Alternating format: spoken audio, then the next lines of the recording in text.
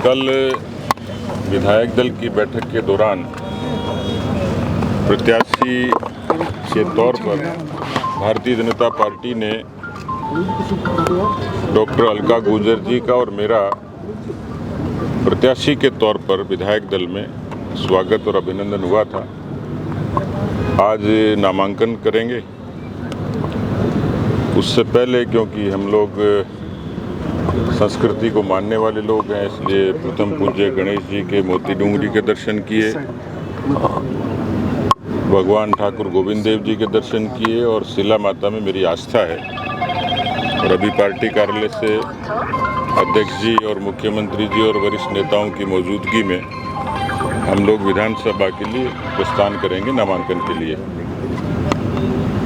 कार्यकर्ता के तौर पर मेरा ये मानना है, मैंने कल विधायक दल में भी साझा किया, मैं एक छोटे से गांव में पैदा हुआ और उड़ते हवाई जहाज को देखता था खेलते खेलते, तो मन में ये सपना ज़रूर पैदा हुआ कि क्या कोई समय ऐसा आएगा कि मैं इस हवाई जहाज में बैठूंगा। उस हवाई जहाज के सफ़र का पहला अवसर मुझे कर्नाटक के एक दौरे के दौरान बरसों पहले पार्टी के द्वारा पहली बार मिला, जब सांसदों के साथ में गया। किताबों में पढ़ता था कि भारत दुनिया का सबसे बड़ा लोकतंत्र है और उस लोकतंत्र में जो संसदीय प्रणाली है दो संस्थाओं से चलती है, लोकसभा और राज्यसभा। लेकिन राजनीति में काम करते करते इस तरीके का कोई आभास नहीं था कि कहीं लोकतंत्र के उच्च सदन में जाने का अवसर मिलेगा। मैं जितनी भी बार पार्टी ने मुझे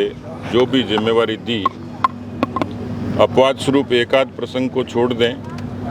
मुझे किसी नेता से या पार्टी के नेतृत्व से मांगने के लिए नहीं जाना पड़ा।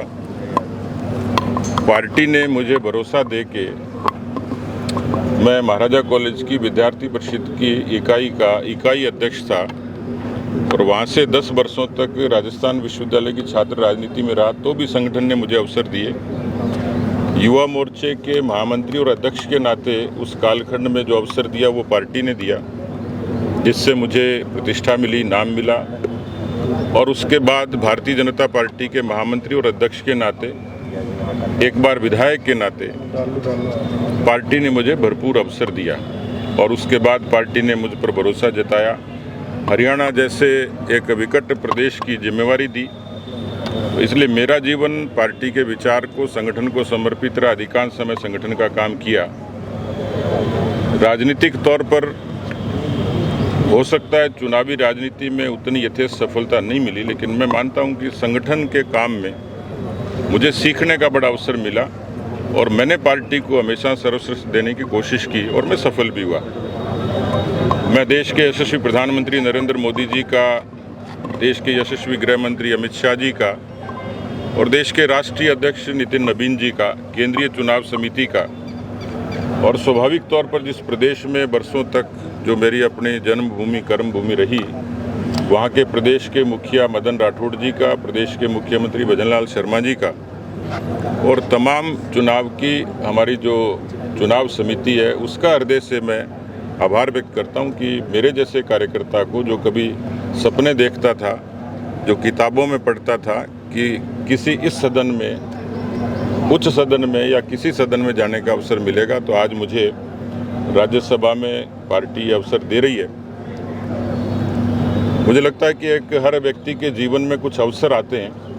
जब उसको कुछ न कुछ करने का अवसर मिलता है। मैं पार्टी के कार्यकर्ताओं को, प्रदेश की जनता को ये भरोसा देना चाहता हूं कि उस उच्च सदन में मेरी योग्यता क्षमता से लोकहित के जो मुद्दे होंगे, मैं पूरी प्रखरता के साथ, पूरी मुखरता के साथ में, पूरी संजीदगी के साथ में, पूरी तैयारी के साथ में, वो चाहे किसानों का मसला हो, चाहे महिलाओं का मसला हो, चाहे युवाओं का हो, चाहे दलितों, वंचितों, पिछड़ों का मसला हो, मेरी तरफ से कोई कमी नहीं रहेगी। मैं कोशिश करूंगा कि मैं कुछ नवाचार करूं, और क्योंकि स्वाभाविक तौर पर सांसद का एक कोष होता है जिसके बारे में अधिकांश लोगों की इच्छा रहती है कि कहाँ किया जाए, मेरी कोशिश रहेगी कि उसमें भी मैं कोई नवाचार करूं, एक ऐसी रेखा खींचूं कि जिसका लोग अनुसरण करें। बहुत छोटी छोटी चीज़ें, लेकिन शिक्षा का, स्वास्थ्य का, जो एक बुनियादी पक्ष है उसको कैसे मजबूत करें, जो अंत्योदय की अवधारणा है उस अंत्योदय के जरिए उस कोष का उपयोग कैसे हो, मैं इसको कोशिश करूंगा। एक मैं अपनी तरफ से भी कोशिश करूंगा कि जिस तरीके के, अभी तो नहीं लेकिन मैं एक वीडियो कुछ जल्दी 1-2 दिन में जारी करूंगा कि उसमें कार्यकर्ताओं के ताल्लुक भी कुछ चीज़ें हैं कि राजनीति में शुचिता और सादगी कैसे रखी जाए, इसके बारे में मैं उनसे आग्रह करूंगा कि धन का अपव्यय नहीं हो, समय का अपव्यय नहीं हो। तो ऐसी कुछ योजना मेरे दिमाग में जो मैं समय आने पर उजागर करूंगा। धन्यवाद।